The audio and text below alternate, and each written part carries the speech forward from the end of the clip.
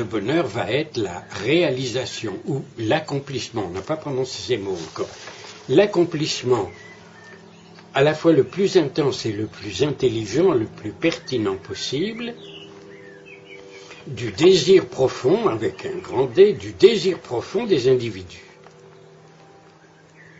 Par conséquent, l'exigence première est le respect de la liberté et de la liberté d'invention de ces individus. Sur le plan politique, ça se traduit par le choix prioritaire de la démocratie. Il n'y a pas d'autre régime qui soit en mesure de prétendre œuvrer pour le bonheur de tous. Il n'y a que la démocratie. Les autres œuvrent pour la puissance ou pour la gloire. Du groupe, d'ailleurs, de l'État, de la dictature, de la monarchie. Seule la démocratie se préoccupe des individus. Mais naturellement, nous avons vu tout à l'heure que les individus livrés à eux-mêmes créent la violence et le conflit. Il faut donc une intervention de la raison. Mais cette intervention doit être l'intervention des individus eux-mêmes. C'est la société qui doit agir sur elle-même. La question est difficile parce que pour agir sur soi, il faut en être capable. Et on retrouve la question de l'éducation.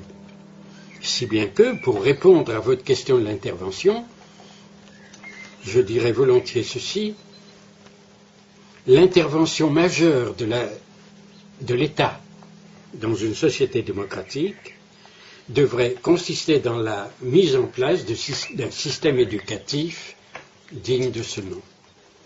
Ça, c'est l'intervention majeure. La question du régime de la propriété, qui va commander les conceptions de l'économie. La question du régime de la propriété doit être une question à reporter plus loin. Une question qui ne sera résolue avec compétence qu'une fois la démocratie bien instaurée et une fois une démocratie éclairée et heureuse, où cherchons le bonheur du plus grand nombre, sera instaurée. À ce moment, pourront se décider démocratiquement les formes de l'économie. Mais il n'est naturellement pas question de commencer par la dictature, de commencer par l'interventionnisme, de commencer par l'autoritarisme. Il faut au contraire commencer par la liberté. Il faut commencer par l'anarchie, entre guillemets, et après la coopération, et après une organisation nouvelle qui serait à inventer. Mais vous voyez que d'abord, la première tâche, la tâche urgente, c'est pas de s'occuper de l'économie. La tâche urgente, c'est de s'occuper de l'éducation.